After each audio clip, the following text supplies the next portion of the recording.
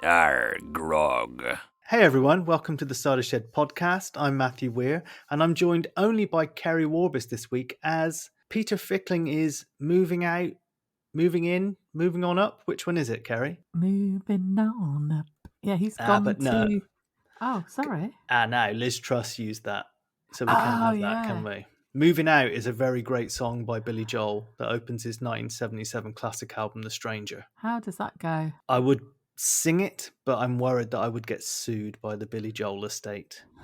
I don't think they're probably listening to this. You never know, Keri. I was just gonna sort of turn up my Heather what's-her-face Kermit sound then. You know, like moving on up. Heather But Small. You scared me now. Yeah, that's it. She sounds like Kermit. You went Heather Biggs. Any road. He's moved house. He's eating fish and chips on the staircase like you have to do when you move into a new place. Yeah. He's all excited and I'm very happy for him. He's got out of the big smoke. Good for him. He's gone to his own little private... Well, I don't know. Where do they go in the seaside in the Archers? Yeah, I don't know. Where is a seaside near Ambridge and that? They've probably got some sort of fake beach type situation, haven't they? Just outside Waterley Cross. Lest we forget Justin and Lillian's terrible visit to the Isle of Wight. Oh my God. Well, that's nowhere near where they're based, is it? Well, anyway, listen, as you might tell, Keri and I, we're quite delirious. We dragged ourselves out of the Christmas and New Year period, went back to work, and we've been off air chatting about the fact that we just don't know what's going on in real life or the Archers. Yeah, a bit of a shock to the system, wasn't it? Going back to work. Oh, I didn't like it. I love work. I love my workplace, but oh dear, no. Imagine that, and then like your workplace is belligerent kids. Oh, Matthew, I feel for you. That's another good song.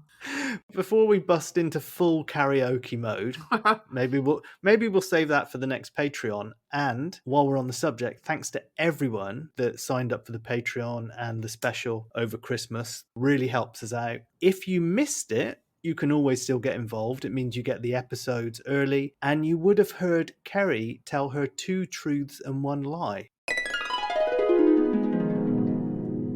I am descended from Perkin Warbeck, pretender to the throne of England. Okay. Right. I have slept with Lemmy from Motorhead. I sang in the interval when ABBA won the Eurovision Song Contest with Waterloo in Brighton. Right. Has someone got a marital aid going off? Because there's a buzzing in the background. Many things will be learned if you sign up for the Patreon. Not least, did one of us have a marital aid going off? Turns out someone did, didn't they? There was a marital aid in the room, but we're not going to say who it belonged to. All right, okay. After such blatant self-promotion, let's put in an ad. Okay, Keri, before we go any further, a couple of shout-outs that I was too distracted to make last week because it was such a whirlwind trip, and I don't think I even mentioned I only made the gate for my flight by 3 minutes. When we wrapped up the interview with Maddie, I was like, okay, now I'm going to bed, and then I'm going to get up, and it's all going to be great. And that did not happen because I woke up an hour and 30 minutes before my flight was due to be leaving.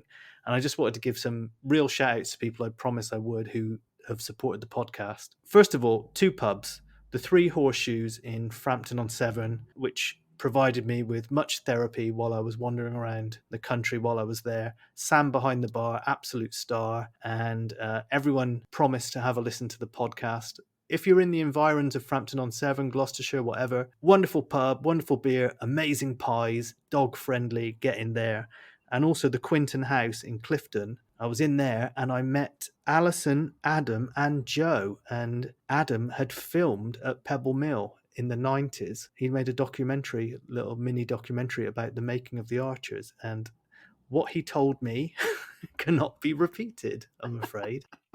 But yeah, he told us some very interesting stories about Norman Painting, who played Phil Archer, Sam Barriscale, who played John Archer, and was it Jack May that played Nelson Gabriel? Yes, yeah. The lawyers would not allow us to repeat what.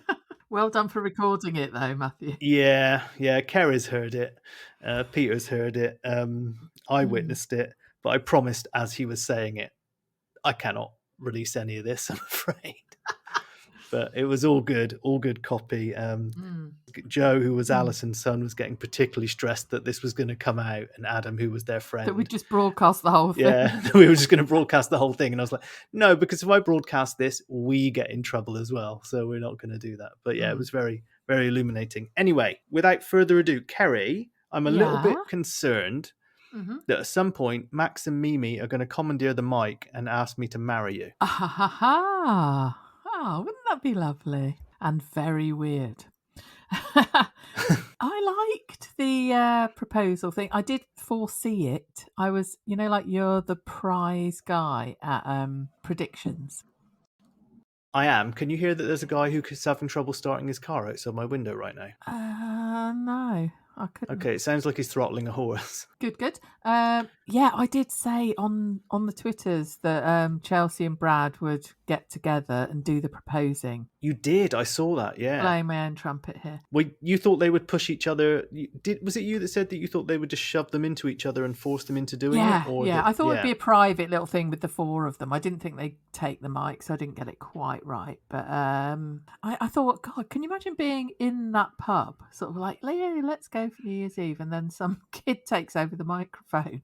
Like, what's going on here about a pair of people that you haven't a clue about? Was it Tracy or Jazza that said, is she going to sing? Yeah, it was Tracy, wasn't it?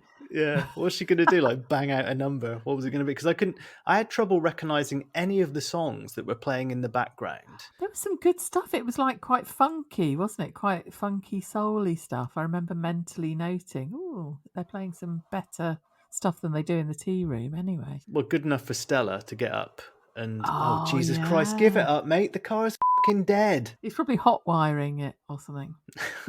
I once caught some people hot wiring a car outside my front door. Anyway, yeah, I think... I've lost my... Sorry, the hot wire. Yeah. They hot wired Keri's brain. Stella. Yeah, they have. I wish someone would. Yeah, the Stella Pip frisson is going up a gear, isn't it? Don't you think? It is. Pelvic bones. Oh, yeah, when she said, you're in good shape, my girl. Yes, it's all happening, isn't it? Meter. Oh, Keri, you're there ahead of me. All of my notes. Tick, tick, tick, tick. Yeah, that was all on a Monday night. You sounded a bit like Pip when you said, yeah, then, Keri. You undulated a little. Oh, she was making some very strange noises when she went to the pub for the burger with Lottie. Which she apparently was getting all down her front because she was eating like some kind of savage. Yeah, her New Year's resolution is to be able to eat without spilling stuff all down her front. No wonder Rosie's a bit... I don't know what word to say. Questionable.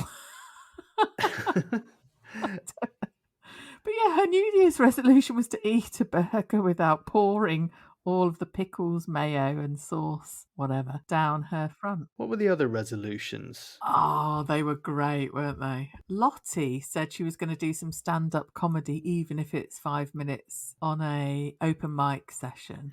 And then Pip said, where did this come from, Lottie? And I thought Lottie was going to say, well, I've been hanging out with you for a week, Pip. Shitloads of material. Yeah, Pip has to sort of always say, oh, when we were at school together 20 years ago, you weren't like that at all. I've got, she has to keep sort of going, I knew you 20 years ago really, really well. I think I pointed out last week, didn't I, that Pip just said, Lottie's never been like that, but I haven't seen her for like 4 million years. Weird. Pip's resolutions were to stay friendly with Toby even if they disagree on stuff, to be a good mum and daughter, not sister. Notice. She did say that, yeah. To make Rosie happy. That's never going to happen, is it? And stop using jars of pasta. And then fast forward, she was giving Ben some jars of something or other, wasn't she? She was. But don't worry, I've got some parmesan. Like, that makes everything fine. And she said, and stop using jars of pasta sauce. To continue to farm responsibly and to manage the energy crisis. And Lottie then went, but where's the stuff for you? And I thought, oh, don't encourage her. And then we had this whole thing about the fact that Madison uses the correct terms for Absolute gold. vulva and vagina, and that seemed to set Twitter ablaze. Well, yes, because Pip sort of said, "Oh, how funny Rosie is. 1 minute she's drinking washing up liquid, and the next minute she acts like she's the grown-up." Yeah, 1 minute she's drinking washing up liquid, and next minute she's explaining that I need to call 999 because she's been poisoned from drinking washing up liquid. And I didn't notice because I was doing something else. Lottie then sort of went, "Oh, Maddie's just the same." She laughed at her friend for saying she, because it's a made-up word. And we've always used the correct terms. And Pip just went, "What? You say vagina?" And the whole of Twitter just went, Yeah. Not our corner of Twitter, I have to say, Keri. Well, no, but it was quite funny to hear it said. And then Lottie went, "Well, it was actually the vulva she was talking about again." But Pip, it made Pip squirm a bit, didn't she? She's like, "Oh, what? You actually call it that? Rosie calls it the noo-noo." Oh, was it the noo-noo? Yeah. Oh, I thought it was the Lulu. Well, it might as well be. I mean, Maybe when Toby sees it, I don't know. It makes him twist and shout. oh, Matthew. Because there is a word that's nun, isn't there? Which is a bit like noo-noo. But I mean, that puts a whole new meaning to the word, like you're getting none tonight. But I did think, what is the point of this conversation? Is it to show that Lottie's this very progressive, say it like it is kind of character? There has to be a point behind this being highlighted. All right, but why does Lottie show up on the word of her own 5-year-old that she can immediately book into the B&B at Brookfield? Wasn't that a bit odd tonight? Yeah, Pip did say, "Ooh, you can come and test out the B&B," but there definitely was no tomorrow or a day mentioned or anything like that, was there? And apparently this arrangement was made in the playground between Rosie and Madison. That was a bit of a red flag for me. I thought something's off there. Excellent. So Lottie's a bit insane, do you think? Yes. I think so. I mean, because Brilliant. why would you just show up with all your bags packed on the basis of like, my 5-year-old spoke to another 5-year-old, and yes, now we're going to pack and now we're going to stay in your house tonight. All that Pip said was, you should come and be guinea pigs. But I don't think she said, she didn't set a date. No. And she just walked into the kitchen where David and Ruth were. Yeah. I mean, while we're on the subject of people's mental health, Elena, the nurse, had the meeting with the rest of Brookfield, which was all a bit... I mean, the build-up to that was awful, wasn't it? Because it was Pip, Ruth and David in the kitchen just sniping at each other. First of all, it was about whether the window should be open or not. And they were like, I was feeling frozen. And then once someone was feeling stuffy, and then they said to Pip, frozen or stuffy? And I thought she was going to say like, what Toby calls my vagina. Vulva, actually. Oh, sorry. They've been chronic, haven't they? Chronicles. Ruth and David, she wanted the window shut. He turned the heating off because it was stuffy. They couldn't even agree on that. And then David was going, how long is the meeting? When is the meeting? I need to know because I need to plan it around my work. And Pip's like, yes, we all have to do that because we're all busy. And actually, Pip brought them both down to earth, didn't she? And said, look, stop it. I do find it interesting that more and more Ruth and David are clashing about stuff. I do think it's going to just continue. One of them said we need to get our stories straight. I know, Ruth said that, didn't she? I mean, I was expecting Ben to come back from the milking and find that the whole rest of the Brookfield had been sectioned under the Mental Health Act and he had the place to himself. Well, I did think Elena's just like, sorry, mate, like, get this lot in. They need help. Was she a counsellor or a nurse or what? I didn't actually catch what her... I thought she was a mental health nurse. Oh, right, okay. So not a counsellor or therapist or... I didn't really know. Maybe I got that wrong. So she's Ben's mental health nurse? I think so. I mean, people, there'll be people screaming at their mobile devices as I'm saying this, but I thought that's what she was. Cool. Yeah, probably. It was just, it was so funny because she had that very electronic robot voice because it was done over a screeny type thing, wasn't it? So it was like one of those, did you ever see those makeover programs where there's a robot woman? Obviously not. Turn up. Haven't you? No. Oh, I wish I could remember what it was called. Where people turn up and this judgmental electronic robot voice tells them what they should wear instead. It was a bit like that for me. I really hope at least one listener knows what I'm talking about. That sounds just like me trying on clothes before we go out on a Friday night. Does it? It was a very strange session altogether. I mean, she was saying, oh, well, you run a farm and, it's good for him to get involved. But she clearly has no real insight into what it's like on a human level on Brookfield, because she said, take slow steps and slowly you should move back to something that feels more like normal life. And I was like, it's Brookfield, Elena. Yeah. There's never been a normal life there.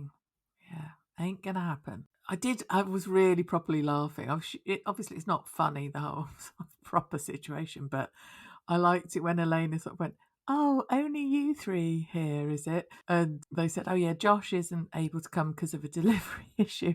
And David was like, this should have been his priority.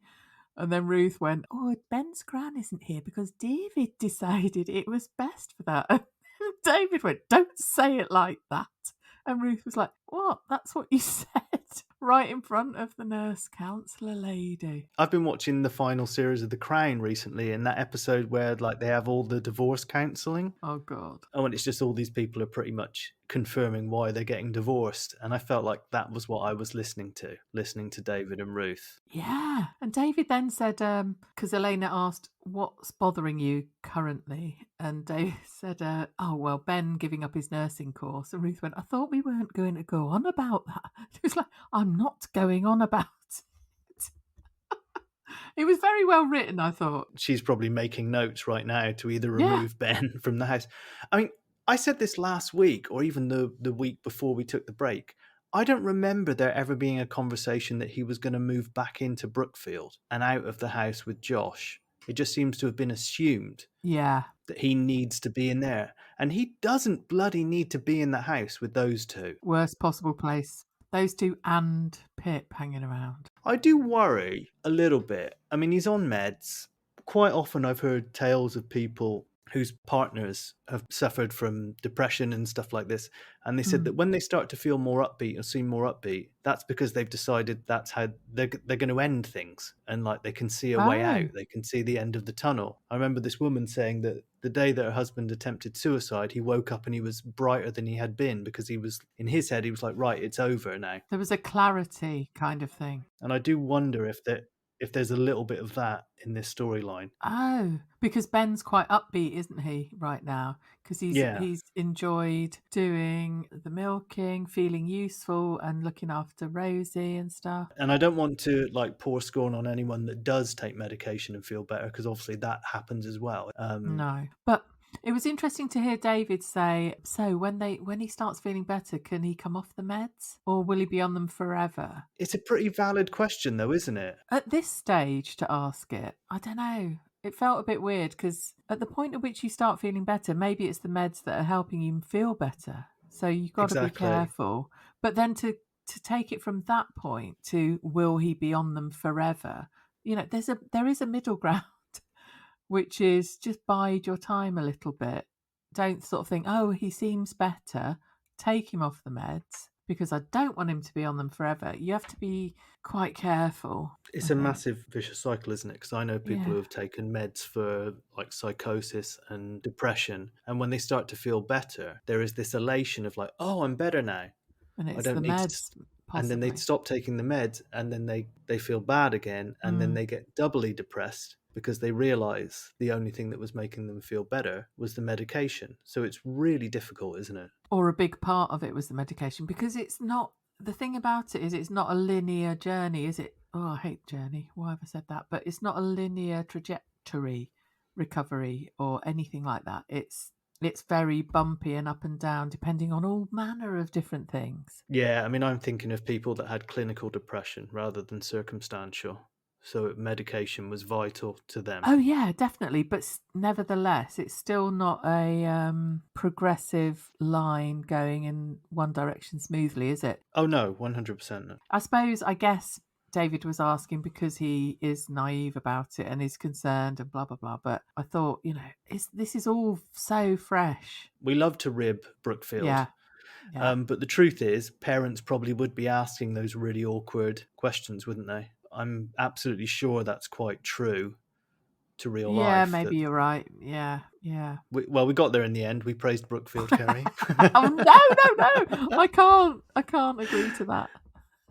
Although I was cheering Ruth on at a later episode when they were at the dinner with Vince. No, what I was just about to say, one person who isn't quite praising Brookfield is Elizabeth. She's a little bit torn, isn't she? I feel that Elizabeth is going through the same emotions as our Peter is, because Peter loves Vince, or should I say in the past tense, loved.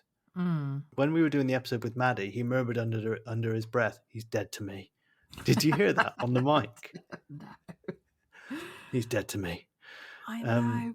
Which is a bit hard because he's not dead to me. This is what I don't understand, actually, in terms of Peter, and Peter can have the right to reply next week. Why is he so upset with Vince? Because all Vince did was have a go at David and have a go at Ben. Neither of those characters Peter likes. I've switched off with Vince too, because I think it's just like anyone who like bowls into a pub shouting their head off, wanting to punch someone's face in, which was Ben, about a one night stand. You know, his behaviour has been reprehensible, I think.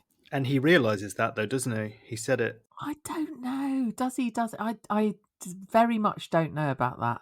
And I think all he's thinking is, oh shit, I f***ed things up with Elizabeth.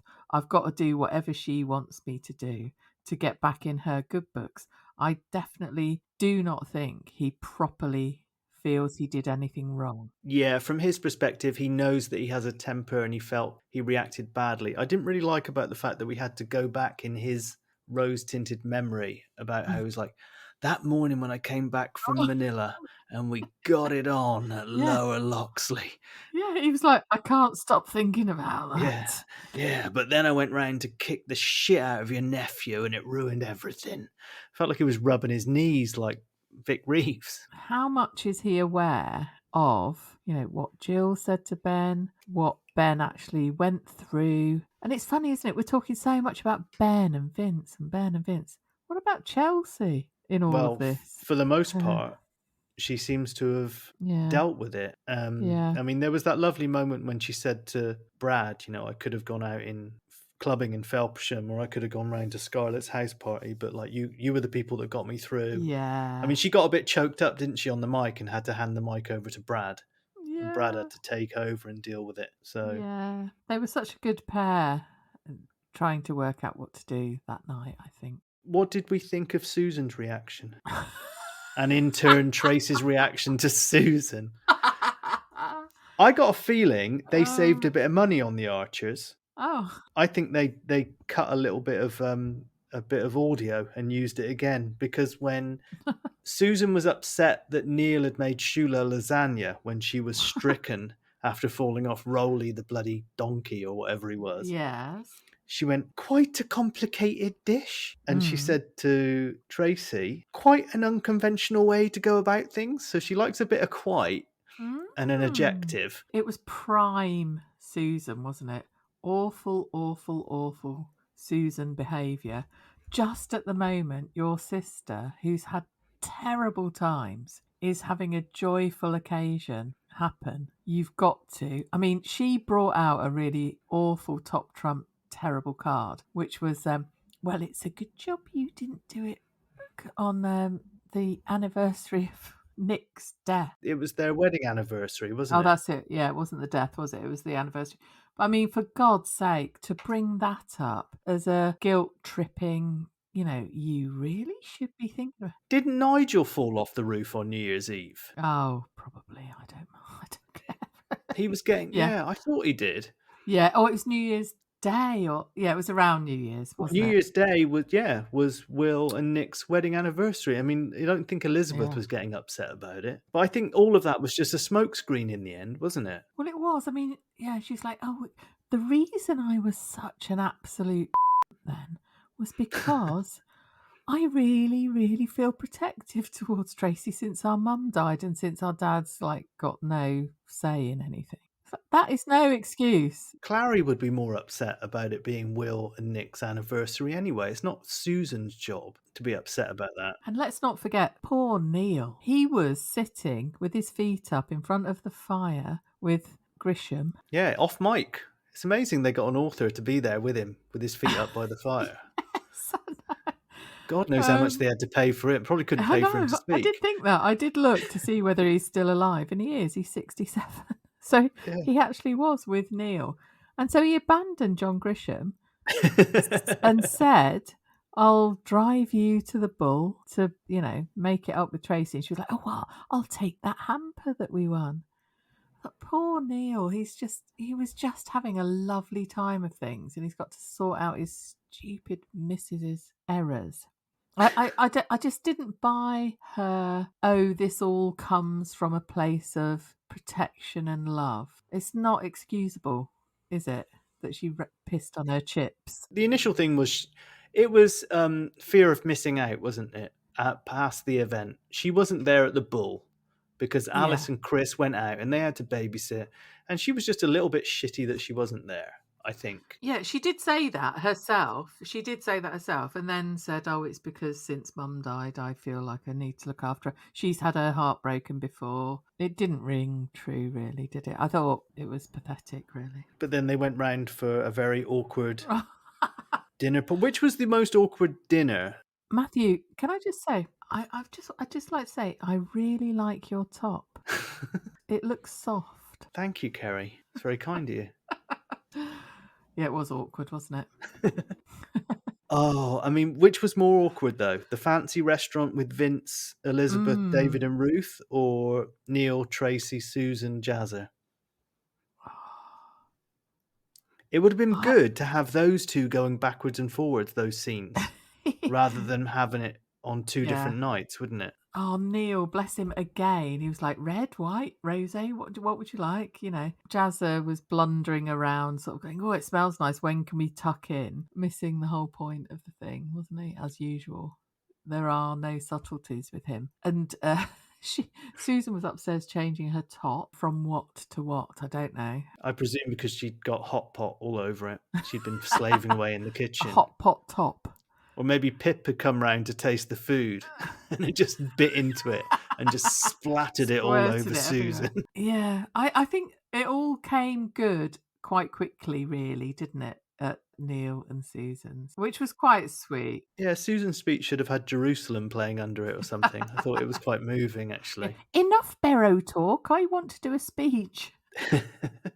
Neil chuntering on about pigs. I did like the fact, going back to the fancy restaurant. I mean, it's absolutely dire, wasn't it? The only thing missing in that was the sound that Peter plays when I make a terrible gag with the tumbleweed and the wind and the bells. Yeah. Where Vince was there going, oh, I could get the pork medallions and I'll probably be full. And he was like, they're minuscule. The portions in places like David played a blinder in that sort of like amazing. Deadpan. You've never seen Seinfeld, have you? No, I haven't, much to my shame. Yeah, there's a really good scene in Seinfeld where obviously Jerry Seinfeld is the stand-up comedian in it. His best friend George Costanza starts dating this beautiful woman, and he's worried that Jerry Seinfeld will appear funnier than him at dinner, so he forces Jerry Seinfeld to be really serious and dour, and then she falls in love with him because he's so deep and serious, and it totally backfires. Well, birthdays, it's just 1 year closer to death. Happy birthday, no such thing.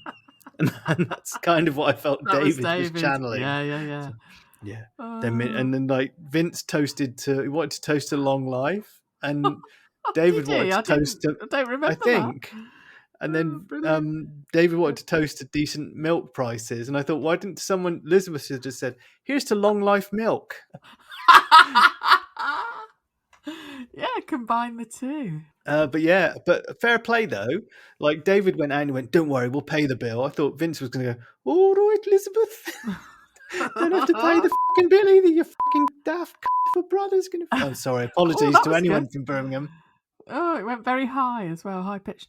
But I thought, like, one thing, like, it shouldn't have ever been in a restaurant, this conversation, should it? That's a power play by Vince.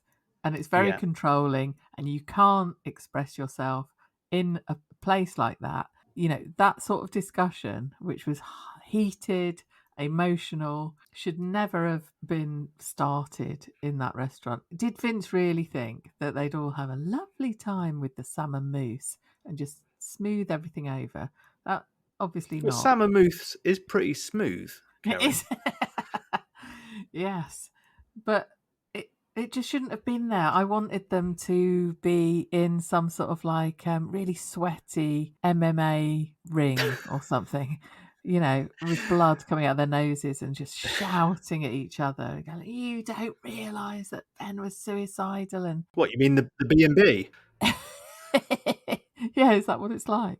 Like an I octagon. imagine. That sex room is an octagon. Yeah, Ruth did say, she came quite close, didn't she, to saying, oh, you wanted to break him, and that's exactly what you did. Vince doesn't know, does he? No, and that's annoying, isn't it, that Elizabeth hasn't told him. I mean, Ruth said, that Elizabeth doesn't even trust you enough to tell you something so sensitive. But they got outside afterwards, and she was like, no, Vince, you've done everything you needed to do. You've done your end of the deal. And he said, so how do you feel about him? And she went, let's go home. So essentially she was like, do you know when I really want to you? An angry shag. When you've just pissed off my brother and his wife in a fancy restaurant. Yeah, I loved... And they fronted the bill. Let's go. Yeah. You've never been sexier. Yeah, someone on Twitter just put, Elizabeth just wants a shag, doesn't she? Which I retweeted. Well, I really thought like the ghost of Nigel was going to be ever present this week because she's had this bust up with Vince, and then obviously there's the whole thing with Nigel. Was it 10? Is it 10 years? God, forgive me if it's longer than that, but it feels like 2012 that he fell off. That David pushed him off the roof. Well, you would know. I don't. Yeah, I'm a bit vague on that. But are you not entirely infuriated and frustrated with Elizabeth about this on so many fronts? No. She should have told Vince everything. She shouldn't. She didn't see him Christmas. She didn't see him New Year, but has missed him. Oh, and that sodding bowl. Would that bowl win Peter over? I loved your bowl. I bet he didn't paint it. He didn't go there with the... Who's the 10-year-old daughter, by the way? It's his youngest. I know, but did you know he had a 10-year-old? Yeah, hasn't he got daughters from different marriages? I don't know. I think so.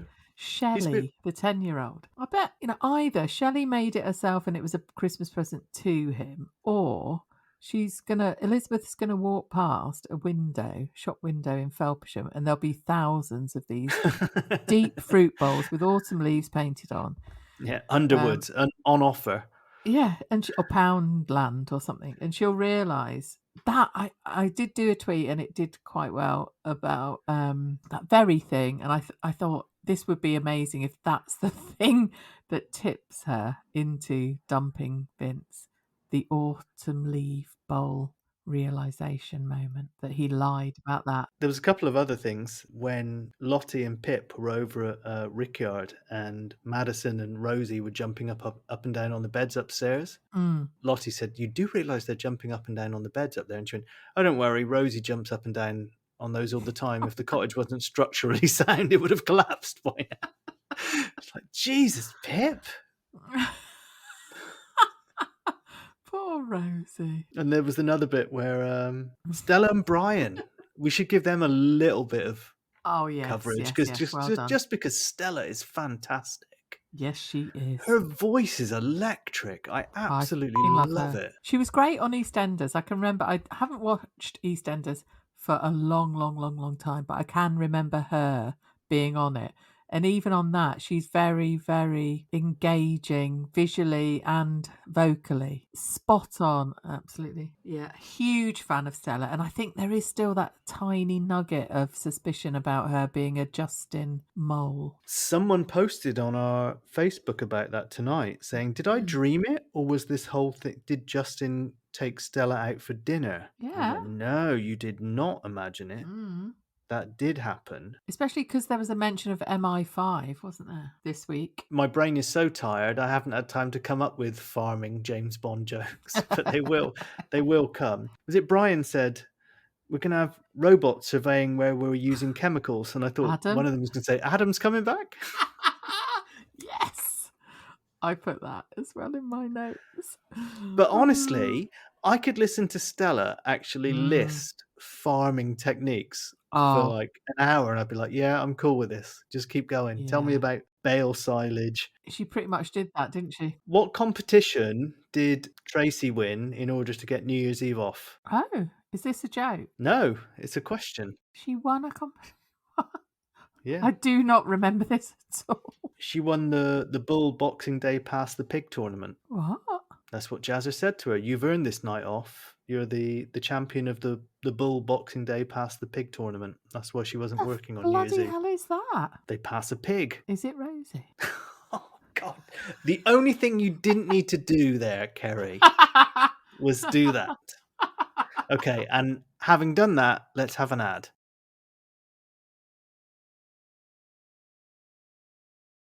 Well, Keri's a terrible person. Yes.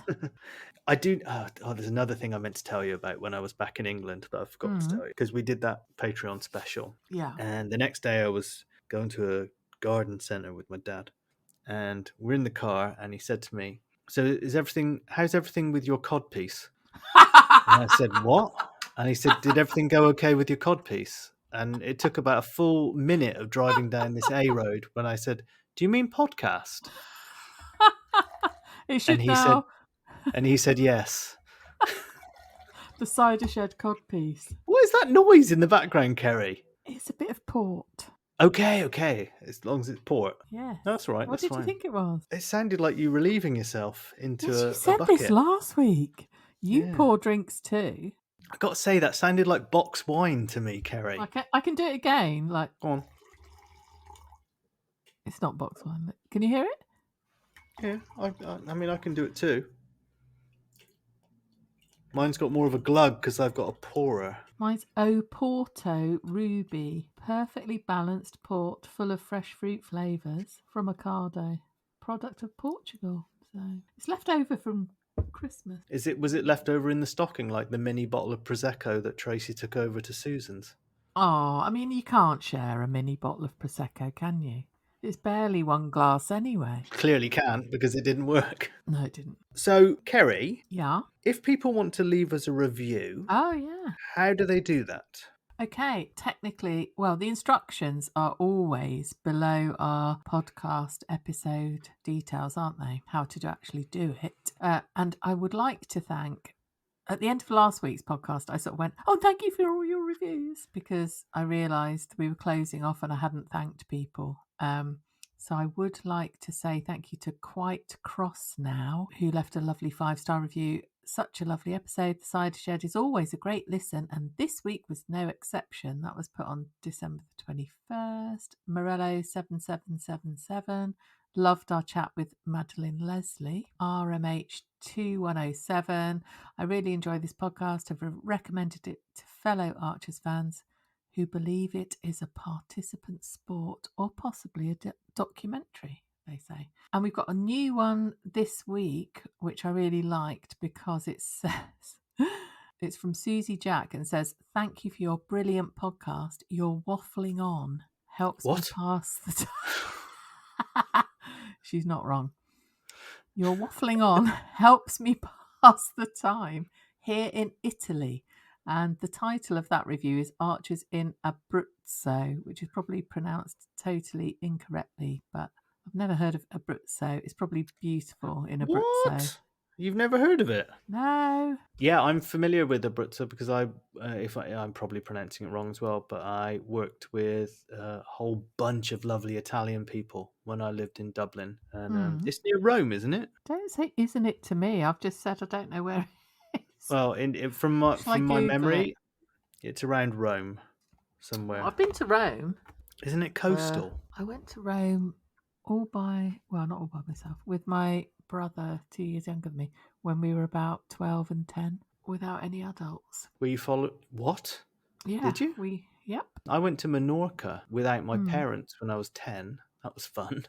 Yeah, good on you, you see. Oh, well, me and my brother, we went to stay with you. Have you heard of Michael Nyman? I've heard of Michael Knight, the guy from Knight Rider who drives a fancy car with a red light at the front. Well, Michael Nyman is just like him. Well, we were staying with his brother. You're joking. No, they're friends. Well, that's of ruined my the next family. 2 truths and 1 lie, hasn't it? Yeah, it was great. Lovely time we had. Any road. I don't know if it is. I've put in Abruzzo on my Googles. Yeah, east of Rome. Adriatic coastline. Yeah, the crux of this is thank you very much for your 5-star reviews. Yes, rather a long-winded thank you for a very short review. Yeah, but keep them coming. Honestly, we love to see the words that you write. They mean so much to us. We get so excited and share them between each other on our WhatsApp group. And if you haven't done one yet, please do. It does really help the podcast as well. It makes it more visible to other people if you read a review and you write something. So please do that. Yeah. I mean, somehow we're accidentally in the comedy category. Last week we were 130 in the comedy podcasts in the UK. God knows how, because there's very competent comedians above and below us. Ooh. But yeah, how we manage that, I don't know. I'd love to know who's below us. Yeah, me too. I'll have another look. Keri, if people want to get in touch on Twitter, how do they do that? Yeah, please go to @the_Cider_Shed_Pod on Twitter. There was a marvellous thing happened this week. Sarah Hehir, I'm sorry about the pronunciation, the scriptwriter on The Archer, she tweeted one of our tweets along with some other ones because she was the scriptwriter who wrote the vulva and vagina script this week, and she rather enjoyed our tweet about that, so that was an exciting moment. We've got an Instagram, same as Twitter, @the Cider Shed Pod. As I said, me and Keri, we came straight out of the holidays, right back into work. Been a little bit busy, but I will be back on Instagram and posting your reviews, etc. in the very near future. You can get in touch also on email, anything you want to ask us. We probably won't get round to answering those until Patreon specials because they're a little bit scandalous, the kind of questions we get asked. You can message us at hello@thecidershed.com. Keri, a little bit of a shout out to the fantasy football. Yes, that was exactly what I was going to ask you. Warbish Dream Team is in 4th. Well, yes. Chelsea Horrobin FC is in 14th. Oh, is that you? Yeah. 14? Yeah. Good heavens. What's going on with my team? Who's top, 1, 2, 3? Who are they? At top, we've got L.A. Brown, Julie Fremantle in 2nd, Andrew Beasley in 3rd. Mm-hmm. 4th, Keri and Max. Mm-hmm. Let's do, yeah. What have we got down here? I'm in 14th. Liam, who set up, is in 11th. Scrolling down. Okay. In 20th. 22nd actually now because more people have joined the league. How many points? Relegate the Archers, Peter Fickling. How many points does he have? Overall? Yeah. 671. Do you want to know how many you have, Keri? Yeah. 1,075. I'm surprised he's got 600 odd. Yeah, particularly as he has Marcus Alonso in defence who left for Barcelona in September. Of course he'll be, just proudly smug of his incompetency, won't he? Well, he says he has faith in his boys. Oh. Yeah, so there you go. Yeah, well, yeah, there's time, I suppose. So, I guess, Keri, as delirious as we are, we should probably wrap this up. Otherwise, we'll probably keep talking till around midnight, and that won't be good for the listener, will it? All right. Well, I mean, that's all for tonight from the Cider Shed Codpiece.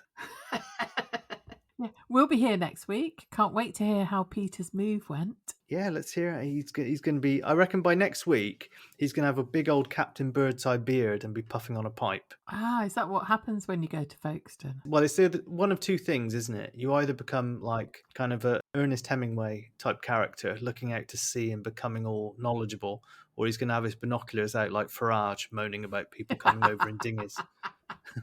Well, I was going to say that, yeah. See you next week, everyone. Bye.